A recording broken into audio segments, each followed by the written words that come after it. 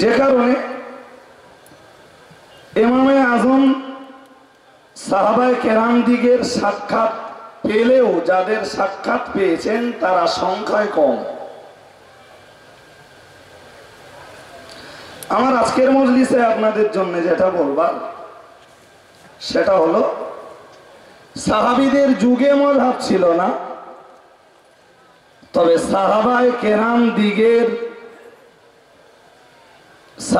কেরাম দিগের মতভেদী মসলা থেকেই পরবর্তী যুগে মাযহাবের উৎপত্তি হয়েছে। একটা দুটো দৃষ্টান্ত দিলে আপনারা বুঝবেন। কোরআন শরীফে রয়েছে বিসমিল্লাহির রহমানির রহিম, ওয়াসসারিকু ওয়াসসারিকাতু ফাকতাউ আইদিয়াহুমা। কোরআন শরীফে রয়েছে চোর পুরুষ হোক নারী হোক ধরা পড়লে হাত কাটো।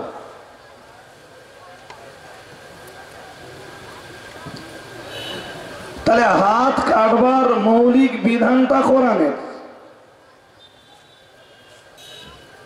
কিন্তু কতটা পরিমাণ চুরি করলে হাত কাটা হবে কোরআন তা স্পষ্ট করে দেয়নি।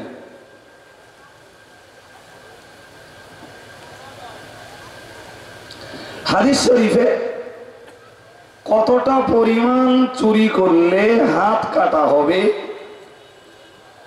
তার একাধিক বর্ণনা হাদিস শরীফে বিদ্যমান।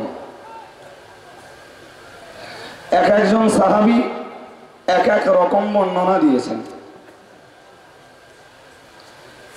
সিদ্দিকে আকবর রাসূল করিম সাল্লাল্লাহু আলাইহি ওয়াসাল্লামের সঙ্গে যার ঘনিষ্ঠতা সবচাইতে বেশি, হযরত আবু বকর রাদিয়াল্লাহু তাআলা আনহু, হাদিস বর্ণনায় যিনি প্রথম স্থান দখল করেছেন হযরত আবু হুরায়রা রাদিয়াল্লাহু তাআলা আনহু, তৎসহ হযরত আবু সাঈদ আল খুদরি রাদিয়াল্লাহু তাআলা আনহু, এনাদের মতো বিজ্ঞ অভিজ্ঞ জ্ঞানী পণ্ডিত সাহাবীরা বলেছেন যে 5 দিরহাম চুরি করলে হাত কাটা হবে। এটা একটা বর্ণনা।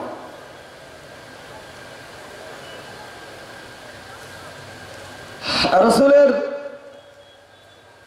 আরো দুইজন সাহাবী হযরত ওসমান ইবনে আফফান এবং হযরত আলী ইবনে আবি তালিব রাদিয়াল্লাহু তাআলা আনহুমা, এনারা বলেছেন 3 দিরহাম পরিমাণ চুরি করলে হাত কাটা চলবে।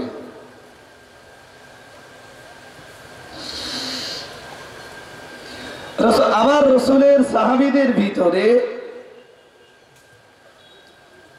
সবচাইতে ফিকহ শাস্ত্রের বড় পণ্ডিত, যিনি ফিকহ শাস্ত্রের সবচাইতে বেশি দক্ষতা যার, হযরত আব্দুল্লাহ ইবনে মাসউদ রাদিয়াল্লাহু তাআলা আনহু বলেছেন,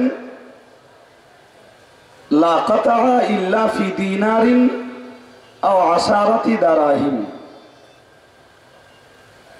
1 দিনার অথবা 10 দিরহাম চুরি করলে হাত কাটা চলবে, 10 দিরহামের কম চুরি করলে হাত কাটা চলবে না। এখানে বিষয়টা আপনাদেরকে বুঝতে হবে যে মসলা একটা, অথচ সাহাবায়ে কেরামরা একটা মসলাতে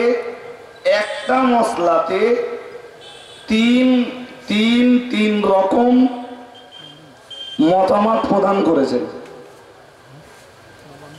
সাহাবীদের একদল বলেছেন 5 দিরহামের কম চুরি করলে হাত কাটা চলবে না, আর একদল বলেছেন 3 দিরহামের কম চুরি করলে হাত কাটা চলবে না, আর একদল তথা রাসূলের সাহাবীদের ভিতরে ফিকহ শাস্ত্রের সবচেয়ে বড় পণ্ডিত যিনি আব্দুল্লাহ ইবনে মাসউদ বলেছেন 10 দিরহামের কম চুরি করলে হাত কাটা চলবে না।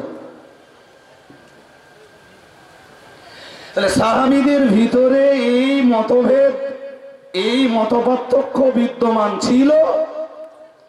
পরবর্তীতে এসে ইমাম মুস্তাহিদরা যখন মাযহাব কায়েম করেছেন, সাহাবায়ে কেরাম দিগের ওই মতপার্থক্যের প্রভাবটা ইমাম মুস্তাহিদদের উপরে পতিত হয়েছে। ইমামে আজম আবু হানিফা হযরত আব্দুল্লাহ ইবনে মাসউদের দেওয়া ফতোয়াটাকে গ্রহণ করে তিনি বলেছেন 10 দিরহামের কম চুরি করলে হাত কাটা চলবে না। ব্যাস, বাকি অন্যান্য সাহাবীদের যে মতামত রয়েছে সেগুলো অন্যান্য ইমামরা নিয়েছেন। 3 জন 4 জনের 3টি 4টি মাযহাব তৈরি হয়েছে। তাহলে আমি আপনাদেরকে যেটা বোঝাতে চাইছি, সাহাবায়ে কেরামদের যুগে মাযহাব ছিল না, তবে সাহাবীদের মসলাগত যে মতভেদ এবং মতপার্থক্য, ওই মতপার্থক্যের প্রভাবটাই পড়েছে মাযহাবের ইমামদের উপরে। নাম্বার 2, ভাই সময় এমনি আমার বকার শক্তি নেই, আর খুব স্বল্প সময় নিয়ে এসেছি। মুফতি সাহেব যা টাইম বলেছেন ততটা টাইম বলতেও আমি অস্বীকার করছিলাম। নাম্বার 2, মাছ মরে পানিতে ভেসে উঠেছে, তো খাওয়া যাবে কি যাবে না? তো এই মশলাটা নিয়ে মাযহাবের ইমামদের ভিতরে মতপার্থক্য তৈরি হয়েছে। কোন ইমামে বলেছেন যে মাছ আপনা আপনি মরে পানিতে ভেসে উঠেছে ও মাছ খাওয়া চলবে না। কোন ইমামে বলেছেন যে মাছ মরে পানিতে আপনা আপনি ভেসে উঠেছে মাছটা খাওয়া চলবে। কিন্তু ইমাম মুস্তাহিদদের এই মতপার্থক্যের ভিত্তিটা কোথায় দেখুন। হযরত ইমাম বুখারী রাহমাতুল্লাহ আলাইহি তিনি তার সহিহুল বুখারীতে লিখছেন, কালা আবু বকর সিদ্দিক রাদিয়াল্লাহু তাআলা আন আত-তাফি হালালুন। হযরত আবু বকর সিদ্দিক রাদিয়াল্লাহু তাআলা আনহু বলেছেন যে মাছ মরে পানিতে ভেসে উঠেছে এই মাছটি খাওয়া হালাল।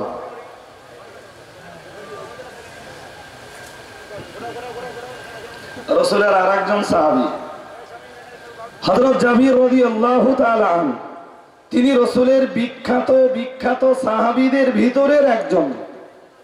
ওই একই মসলাতে, ওই একই বিষয়ে তিনি এসে ফতোয়া দিয়েছেন, ওমা তফা ফালা তাকুলুহু, যে মাছ মরে পানিতে এমনি এমনি ভেসে উঠেছে ও মাছটা খাওয়া জায়েজ নয়।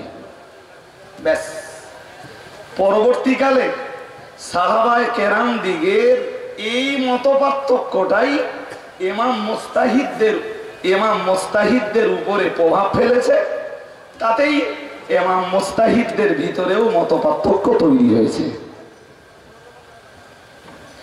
এখন যদি কেউ মনে করে যে ইমাম মুস্তাহিদদের ভিতরে এই ভিন্ন ভিন্ন মত হওয়ার জন্যে ইমাম মুস্তাহিদদেরকে মানব না, কোরআন আর হাদিসে যা পাবো তাই মানব, তাহলে ঘুরিয়ে বলতে হয় যে ভিন্ন ভিন্ন মত হওয়ার জন্য যদি ইমাম মুস্তাহিদদেরকে না মানা যায় তাহলে সাহাবায়ে কেরাম দিগের কাউকেই মানা যাবে না। অথচ রাসূলুল্লাহ বলেছেন, প্রিয় রাসূল বলেছেন, সাআলতু রাব্বি আন ইখতিলাফি আসহাবি। প্রিয় রাসূল বলেছেন, সাআলতু রাব্বি আন ইখতিলাফি আসহাবি মিন বাদি। আমি একদিন আল্লাহকে জিজ্ঞেস করলাম, আল্লাহ, আমার ভয় হয় যে আমার ইন্তেকালের পরে আমার সাহাবীদের ভিতরে মতপার্থক্য তৈরি হয় কিনা। যে কারণে এ ব্যাপারে আমি আল্লাহকে বললাম, আল্লাহ, আমার ইন্তেকালের পরে যদি আমার সাহাবীদের ভিতরে ইখতিলাফ তৈরি হয়, মতভেদ তৈরি হয়, মতবিরোধ তৈরি হয়, তো তখন উপায়? প্রিয় রাসূল বলেছেন, তো আল্লাহ আমাকে বললেন, ও নবী, আপনার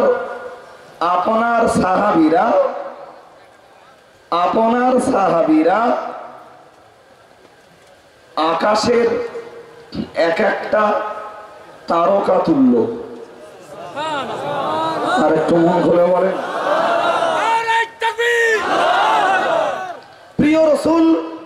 প্রিয় রাসূল অন্য হাদিসে বলেছেন, আসহাবি কান্নুজুম, আমার যত সাহাবীরা রয়েছেন সকলেই আকাশের এক একটা উজ্জ্বল তারকা। বিআইহিম ইহতাদাইতুম,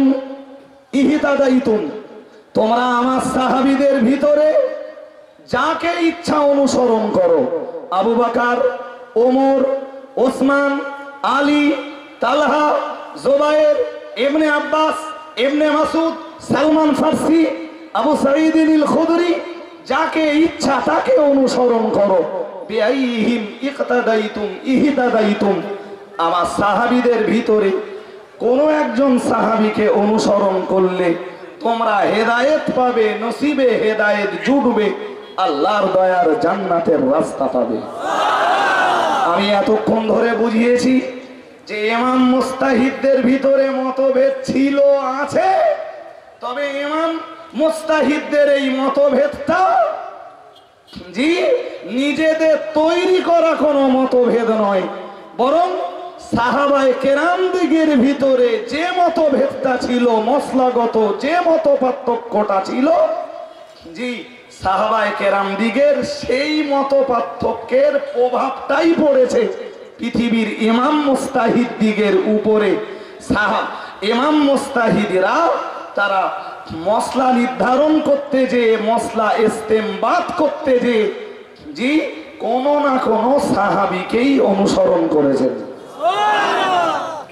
আমি খুব সংক্ষিপ্ত পরিসরে, লম্বা না করে শুধু এতটুকুই আপনাদেরকে বোঝাতে চাইলাম যে সাহাবায়ে কেরাম দিগের জমানাতে